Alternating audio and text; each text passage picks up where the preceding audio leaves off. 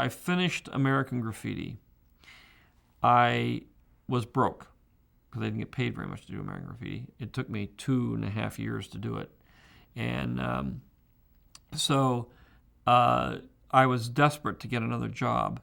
When I had gotten the deal to do American Graffiti, the United Artists, who I made the first deal with to develop it, said, "You got any other ideas?" And I said, "Well, I've been thinking about kind of a space adventure, Saturday matinee serial kind of movie." And they said, "Okay, well, we'll do that too." So when I finished American Graffiti, the Universal was not going to release it. I was dead broke. And so I had to get a job just to live. And so I had this deal to do this space film. And so I went to United Artists with this idea of the space film, and they turned it down. And then I went to Universal for the idea of the space film, and they turned it down.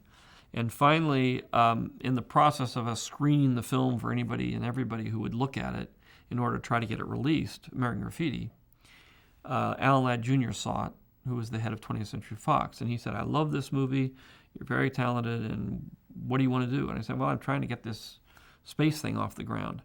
And he said, "Okay, well, I'll fund the screenplay." And I got the deal to do the screenplay, and it wasn't really until 6 months later that American Graffiti came out and was a hit. This was all done when I was starving, and the $20,000 I got to write the screenplay was like more money than I'd seen in 2 years. So I was very relieved that I could now sit back, write a screenplay, have a job, eat a decent meal, and that sort of thing. And so later on, when American Graffiti came out and was this giant hit, then I used that opportunity to secure my position with the film I had been working on, which was Star Wars. And I had made a deal with the studio. They expected me to come back and suddenly ask for more money because I was the hottest director in Hollywood.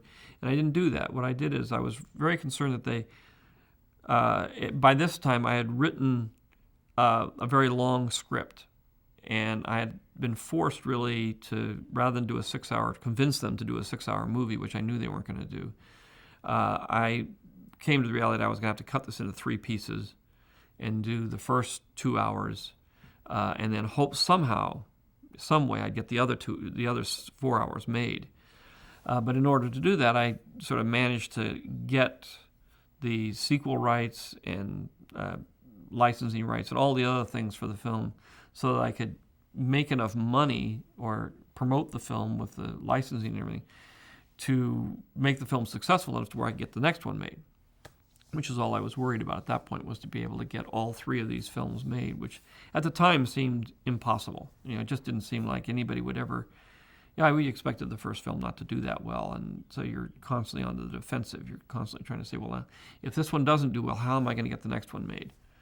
And as it turned out, the film was successful. I didn't need that, but what that gave me was a chance at independence after Star Wars came out. And I looked at it and I said, I have a chance now to become really independent from the system, the studio system. I don't have to go to them for the money. I don't have to go to them for permission. I don't have to do anything. I'm going to set myself up now using the profits from Star Wars to build a company completely independent up here in San Francisco.